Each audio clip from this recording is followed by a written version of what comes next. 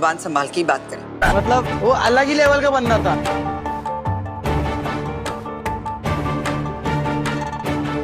मुझे शादी की रस्मों की तैयारियां करनी है। अश्विनी, जब मैंने शादी को मंजूर ही नहीं किया है तो फिर रस्मों का सवाल ही नहीं पैदा होता। वही नहीं, अगर आप खिड़की को काले पर्दे लगाकर कमरे में अंधेरा करके बैठ जाएंगे तो इसका मतलब ये तो नहीं होता ना कि सूरज निकला ही नहीं है। सूरज तो निकल चुका है। कोई मंजूरी दे न दे, विराट और सई की शादी हो चुकी है। अश्विनी वाहिनी, मैं हूं ना, मैं करूंगी आपकी हेल्प। हम दोनों मिलकर रस्मों की तैयारियां करेंगे, ठीक है? मैंने कहा है कि रस्में नहीं होगी। वही नहीं, विराट ने अपनी फर्ज की खातिर एक जरूरतमंद लड़की की जिम्मेदारी उठाई और विराट की आई होने के नाते मैं सई और विराट की शादी को खुशहाल बनाने की जिम्मेदारी उठाऊंगी।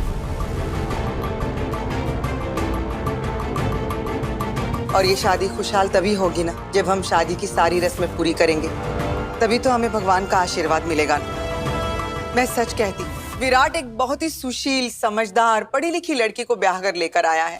देखना, एक न एक दिन वो जरूर आप सबका मन जीत लेगी और विराट के दिल पे भी राज करेगी।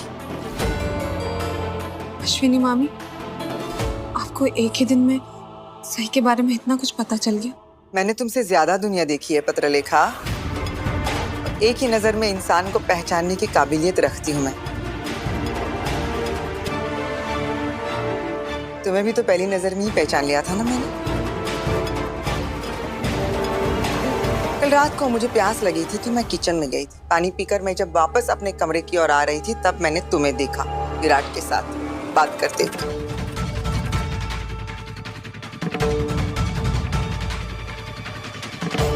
विराट की शादी हो चुकी है पत्रलेखा, इसीलिए मैं तुम्हें समझा रही हूँ। रात को 1 बजे विराट को अपने कमरे में होना चाहिए था ना, अपनी बीवी के पास, ना कि तुम्हारे साथ।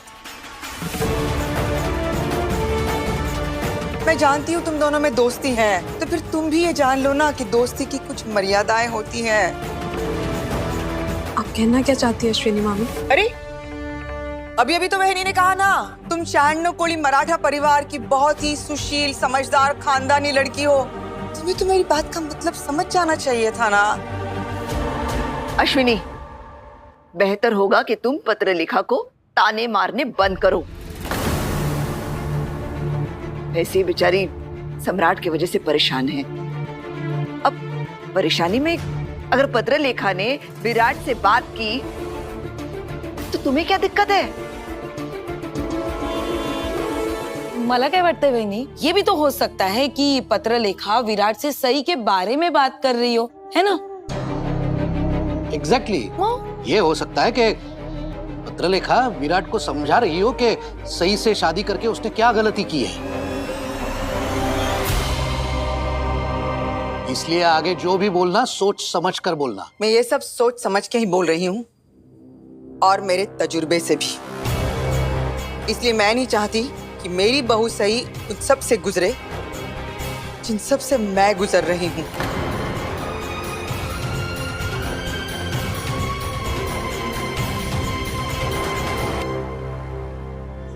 देखो पत्रलेखा, ना मैं तुम्हें कोई ताने मार रही थी और ना ही मुझे तुम्हें परेशान करने की इच्छा है। मैं तो बस सब सच कह रही थी, अगर तुम खुद समझदार हो। अगर आप चाहती हैं कि मैं विराट से बात ना करूं, तो ये सच आप विराट को भी समझा दीजिए, क्योंकि अगर वो मुझसे कुछ बोलेगा तो मुझे तो उससे बात करनी पड़ेगी ना। पत्रलेखा, तुम अपनी मामी की इन फिजूल की बातों पर ध्यान मत दो। मैं घर में शांति बनाए रखने की कोशिश कर रही हूँ, तो क्या ये फिजूल की बात हो गई? विराट और सई की शादीशुदा जिंदगी खुशहाल बनाने की कोशिश कर रही हूँ, तो क्या वो फिजूल की बात है? नहीं, ये तो जरूरी है। और इस जरूरत को पूरा करने के लिए हम लोगों को शादी की रस्म तो पूरी करनी होगी ना। मी काय म्हणते बहिणी, पहले विराट से तो पूछ लीजिए कि उससे भी ये सारी रस्में करने में इंटरेस्ट है या नहीं। विराट मेरा बेटा है, मैं उसकी आई। मुझे पता है विराट को क्या चाहिए और क्या नहीं।